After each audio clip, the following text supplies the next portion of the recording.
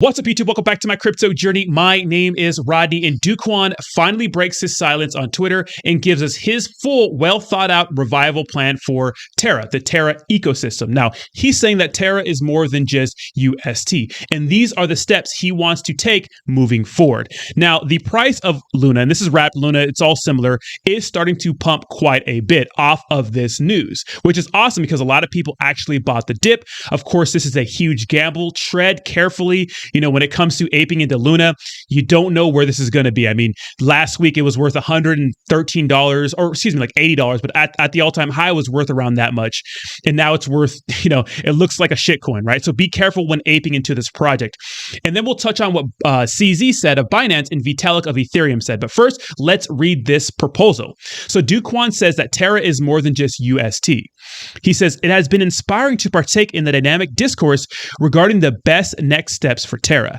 Taking feedback from the community and thoughtful proposals, I would like to suggest the following for the path forward. And the entire, revival plan is right here. You can check that out. But he says, currently, these key precepts underpin most schools of thought. The lunatic community is unparalleled in its passion. And yes, the community is absolutely crazy, right? The builder talent pool is broader and deeper on Terra than most ecosystems. They have a lot of good people in their team. Terra's blockchain is incredibly robust, as attested to by recent events. At the same time, however, competing interests from varied stakeholders, e.g. Luna holders, UST holders, Terra builders, etc., make it extremely difficult and unlikely to achieve consensus on a cohesive, congruent plan. It would be devastating for broader crypto adoption and advancement if we remain in entropy amidst opposing views. And as such, I propose the following to chart the path forward for our ecosystem. So this is what he wants to do going forward. The Terra chain, as it's currently existed, should be forked into a new chain with algorithmic stablecoins called Terra. So tokens, token Luna, and the old chain be called Terra Classic. Token Luna Classic are LUNC. Both chains will coexist. So he wants to do a fork, even though CZ said a fork would be a bad idea. They should just do large manual burns. But let's continue. Kwon says new Luna will be airdropped to LUNC stakers, holders, residual UST holders, and essential app developers. Also, TFL's wallet will be removed from the airdrop, making Terra a fully community-owned chain. We believe this token distribution, in addition to best efforts by LFG to make UST holders whole, best solves for the varying interest and time preference for each stakeholder group, and most important, creates the most viable path to revive the Terra ecosystem.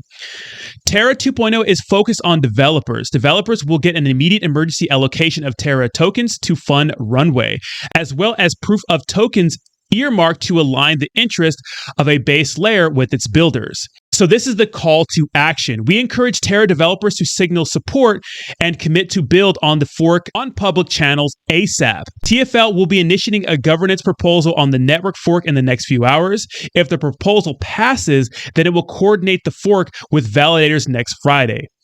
Lastly, the Terra community is my family. I will always be here no matter how hard it gets. Let's build it back again together. So Kwon is not giving up. He is hell-bent on making this project whole again.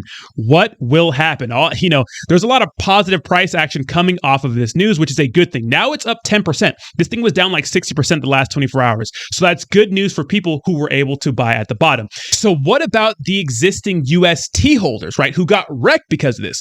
Well, CZ and Vitalik retweeted this tweet from Persian Capital. And I'll pretty much explain it. It's a long thread, but pretty much Persian Capital is saying, hey, the majority of the Terra holders are, you would say, maybe the poorer holders. You could say they don't have a lot of money in UST. And most of the money, which you see this in every cryptocurrency, is kind of at the top of the project. A lot of the big whales have most of the money. So why not make it right for all of these people, right? 99.6% of wallets are the poorest wallets.